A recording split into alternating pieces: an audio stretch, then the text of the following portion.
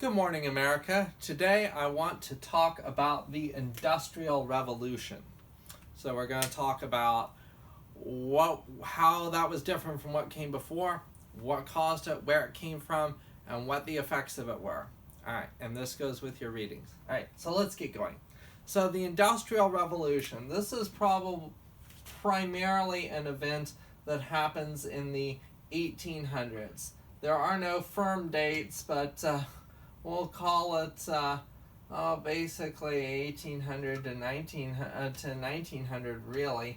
Though it spills over honestly even a little earlier and a little later. All right, the Industrial Revolution. All right. First of all, we have to contrast this with what was going on before. All right. So think back. You have to think back to how the economy worked and how things were made before the Industrial Revolution. All right, so let's say you live in Europe or America too, though it's not going to be the United States; it'd be the colonies, or before the Industrial Revolution, say 1700 or 1750 or even earlier than that. All right, first of all, everything you need is handmade by somebody. You need a pair of shoes, handmade. Clothes, handmade. Dishes, handmade. A carriage, a ship, all handmade. Everything is a doll, a toy, a brush, anything you can think of. Handmade. Now imagine if you bought anything today that was handmade, how expensive that would be. Very. And same thing back then. Everything is phenomenally expensive by modern standards because everything is handmade. The amount of work that goes into making anything. As a result, most people don't own very many things. We have rosters of oftentimes back then when people die as part of their estate, they make a list of everything that person owned at the time that they died. And then that list goes into the legal records and gets saved for posterity. So we have lists of what people owned back then. And for most people, it's a very short list. Most people owned hardly anything by modern standards. I mean, how many things do you own? Well, back then people owned hardly anything unless they're really rich because everything is handmade and very expensive. Things are made by local tradesmen. So if you need a pair of shoes, it's made by the local tradesman. You go to your local shoemaker, he makes you a pair of shoes. It's really expensive, and you can afford maybe one pair, and that's the way it is. Now that local shoemaker, or whoever it is, he makes the stuff in his local home workshop. You think everybody working from home these days is a new thing? Well, back then everybody worked from home. Tradesmen work from home. Their shop or their workshop is usually on the ground floor, and then the family lives upstairs. And businesses are family businesses. So the shoemaker makes his shoes in the workshop down below, probably with help from his kids if he has any, and or local apprentices who have signed up to learn the trade and help out. And it's very much a family type of business. So the whole family lives, works, and plays together, kind of like in COVID quarantine. And so there's no concept of going away to work. You don't commute to work. You don't go somewhere else to work. Home is work and work is home. But work proceeds at a more humane pace because these local tradesmen, they set their own hours and working conditions. If you don't feel like working this afternoon, there's nobody to tell you to work this afternoon. You can go fishing and go do whatever you want. You can spend time with your family. So family life is in this older system is paramount, and people work when it suits them. Now people work hard in olden times because life is hard and you got to eat. But the working conditions are of their own devising, and they prioritize time with their families. Now, In the late 1700s, two inventions come along that completely change everything, that revolutionize the way that things are made, revolutionize the economy, and revolutionize family life. We call the shorthand name for this, we call the Industrial Revolution. So the first of those inventions was water power. Now, water power was developed during the 1700s. The idea is that you use the power of falling water to do work. So you have a fast-flowing stream of some sort. You set up a water wheel. You divert some of the water so that it flows over the top of the wheel, and then the weight of the water on the paddles pushes one side of the wheel down, causes the wheel to turn. That rotational energy is then used to power machinery inside the mill. This is the first type of complex machinery. And water power in the 1700s, the first application of it is grinding grain for flour. So that water mill is being used to turn a giant millstone, which is used to grind grain into flour and to bake with. Later on, they developed some other uses for it as well. They figure out how to harness that rotational energy to run, for example, a spinning wheel that you would use to spin thread with, or a loom that you would use to weave cloth with. So, the very first ever factories are places that are set up next to rivers to take advantage of water power. And particularly in England and the United States, even to this day, you tend to find industrial areas along the banks of rivers, because that's where the very first factories were built in order to take advantage of the water power that was there. This means England has an advantage in this early water-powered phase of the Industrial Revolution, because there are lots of rivers in England where you can build water wheels. And the northeastern United States also has an advantage in the early Industrial Revolution for similar reasons. There are lots of rivers that are fast-flowing and are good for making water wheels. Now, a second invention comes along that really kicks the Industrial Revolution into high gear, which is the creation of the steam engine.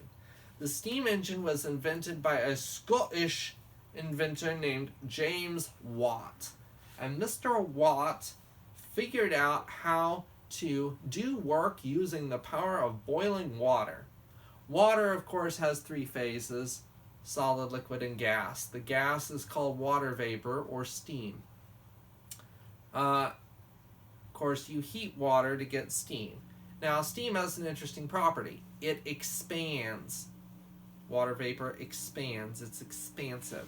And so, and also when you heat it, that heat energy makes it expand as well. And so what Watt figured out how to do is he figured out how to harness that expansive power of steam to do work. So a steam engine is basically an extremely complicated method of boiling water and then using the power of the steam to do work. So you have a few key ingredients to any steam engine. You have water, first of all. You have a heat source to boil it with, which is usually a fire. And then you have a system to channel the steam where it needs to go. And then you have a piston, which is where steam is fed into the piston. The steam expands, causes the piston to move, and then that mechanical energy is used to do work. The steam engine is the heart and soul of the Industrial Revolution. Now, water power is great. It can be used for certain things, but steam power can be used for almost anything. And the benefit and beauty of steam power is your factory doesn't have to be right next to a river. It can be anywhere. You can just build a steam engine. You can have a factory almost anywhere. The mechanical energy from the steam engine is then used to power various types of machinery. The industry that the Industrial Revolution hits first and hardest is the textile industry. And so textile, making thread and cloth previously was done on this local home workshop basis, same as before. People would do this individually in their houses by hand on a small scale. Now cloth is being made and thread is being spun in giant factories powered by steam engines. Well, this has very important implications for the shape of society. So you no longer have petty tradesmen working in their own individual houses being able to spend time with their families. Instead, you have people leaving home, commuting to work. They no longer work on their own time, they work on factory time. They have to be at work sharp, and they have to work a set shift whether they like it or not. And if their kids need them, well, too bad. Kids are just going to have to make do or do without. And so family life is basically non-existent with the factory system because the work shifts are incredibly long. 12 or 14 hours or even longer is not at all uncommon in factories in the 19th century. People are forced to work crazy long hours. They have no time to, 6 days a week typically. They have no time to spend with their families. And the wages in the factories are so poor that people are just barely making enough money to scrape by. So typically both mom and dad have to work in the factory, and the kids, there's no free public education yet. That comes later. And so the kids, if they're lucky, maybe they can be babysitted by family, but oftentimes they're just left to their own devices, which is not good for them, not good for society. The living conditions are very poor. Slums spring up in major European cities like London, as described by authors like Charles Dickens. Dickens' descriptions are perhaps slightly exaggerated, but not by much. They weren't very nice places to live. And so oftentimes, though, if the kids are not running unsupervised, oftentimes the kids themselves go to work in the factories because child labor is very common in the 19th century. So the children are working in the factories too, as young as 8, 10 years old. They're there in the factory working just as long as the parents, but for less pay. They actually like kids because, number one, they're easier to control, and number two, they can fit into tight spaces. But these early machines, there's no safeguards. They're very dangerous. It's easy to lose a limb or something if you stick your hand into the spinning flywheel or whatever. Accidents are very common. Steam engines also have a nasty tendency of blowing up from time to time, especially if they don't have safety mechanisms on them. Now, these steam engines have to be fueled by something. They require a fire, and the fire requires a fuel source, and that fuel source is coal.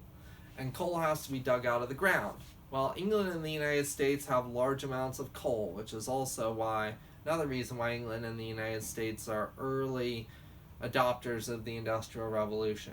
But that coal mining, the only thing that's worse than working in one of the factories is working in the coal mine. The coal miners work every bit as long hours as the factory workers. It's done. They can go months without ever seeing the sun because it's dark when they go in the mine first thing in the morning, and by late at night when they come out, it's dark again. They never get to see the sun. They work in terrible conditions. Oftentimes it's hot in the mine. It's incredibly dangerous. And kids are working in the mines too. You have child labor there as well. I know this is just such a bundle of joy, right? But it's really kind of a depressing topic. And it was really, and you say, well, didn't anybody at the time see any problem with this? Well, yes, people did see problem with it. Eventually, the government, particularly of England and to a lesser extent in the United States, said enough is enough, and they started investigating the conditions in the mines. And so investigators went out, they looked at the conditions in the mines and factories, they interviewed factory workers, and they published their findings. And that's the source of some of the documents that you're reading, of accounts by workers talking to the investigators about what's going on. And as a result of those investigations, laws were passed, limiting the number of hours that could be worked, trying to make improvements in safety conditions, and particularly clamping down on child labor. England outlaws child labor by the mid-19th century. The United States lags behind on that. There was in the United States, you still have child labor in factories all the way until the early 20th century. There was a photographer named Lewis Hines who actually was outraged by child labor in the United States.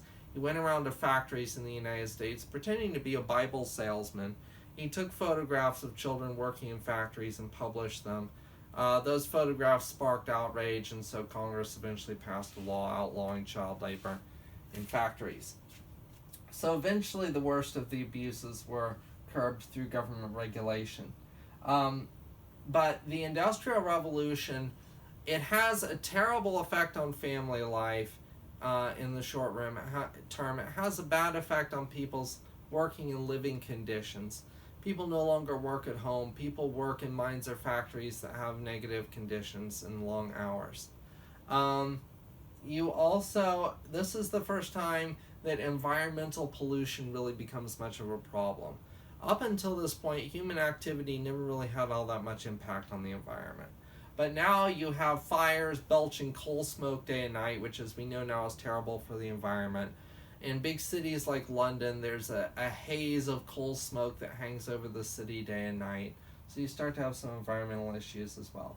The plus side, though, is that factory-made goods are remarkably cheaper than the old handmade varieties. And so people who are able to benefit from that, they are able to own more objects and goods at cheaper prices. And that actually creates the modern consumer society we have today, where people, we advertise things and buy things, and you have a whole, the very concept of something like a department store, or a Walmart is dependent on the Industrial Revolution, because before you could never hand make enough goods to fill even a single Walmart. It would take years to hand make enough goods to fill a single Walmart. So mass production of goods in factories is a crucial ingredient in creating the society that we have. But the poor conditions in the factories, though eventually they would be solved, they had long-term negative impacts on family life, on society, and those negative impacts in terms would have consequences with things like the rise of socialism and communism and so forth. But that's a subject for another day. All right, that's it for now. See you later. Bye.